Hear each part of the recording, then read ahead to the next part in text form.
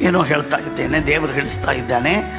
ದೇವರ ಪಾದದ ಚಿಂತನವನ್ನು ಮಾಡುವುದನ್ನು ಆರಂಭ ಮಾಡಿ, ಗುಲ್ಫದಿಂದ ಆರಂಭ ಮಾಡಿ ಪರಮಾತ್ಮನ ಮೊಣಕಾಲು, ತೊಡೆ, ನಾಭಿ, ಉದರ, ವಕ್ಷಸ್ಥಲ, ಬಾಹುಗಳು, ಕಂಠ, ಕೆನ್ನೆ, ಹಲ್ಲು, ತುಟಿ, ನಾಸಿಕ, ಕಣ್ಣು, ಹುಬ್ಬು, ಅದರ ಮೇಲಿರುವಂತಹ ಹಣೆ, ತಲೆ, ಕೇಶಪಾಶ, ಕಿರೀಟ, ಇವುಗಳನ್ನೆಲ್ಲವನ್ನು ಸ್ಮರಣೆ ಮಾಡುವುದಕ್ಕೆ ಒಂದೊಂದಾಗಿ ಹಠದಿಂದ ನಾವು ಸ್ಮರಣೆ ಮಾಡ್ತಾ ಹೋದರೆ ಪರಮಾತ್ಮನ ಒಂದೊಂದು ಅವಯವಗಳು ನಮಗೆ ವಶವಾಗ್ತಾ ಹೋಗುತ್ತೆ. ಅರ್ಥಾತ್ ಧ್ಯಾನ ಮಾಡುವುದಕ್ಕೆ 1 ತಿಂಗಳವರೆಗೆ 45 ದಿನಗಳವರೆಗೆ ನಿರಂತರವಾಗಿ ಸ್ಮರಣೆ ಮಾಡುವ ವ್ಯಕ್ತಿಗೆ ಅದಾದ ಮೇಲೆ ಅನೇಕ ದಿನಗಳ ನಂತರ ನಿರಂತರ ಪ್ರಯತ್ನವನ್ನು ಮಾಡಿದಾಗ ಆ ಪಾದ ಎಂದಾಗ ಆ ಭಗವಂತನ ಪಾದ ಸಂಚಿಂತೆಯೇ ಭಗವತ ಚರಣಾರವಿಂದಂ ಅದು ನಮ್ಮ ಮನಸ್ಸಿನಲ್ಲಿ ಸುಳಿಯುತ್ತದೆ.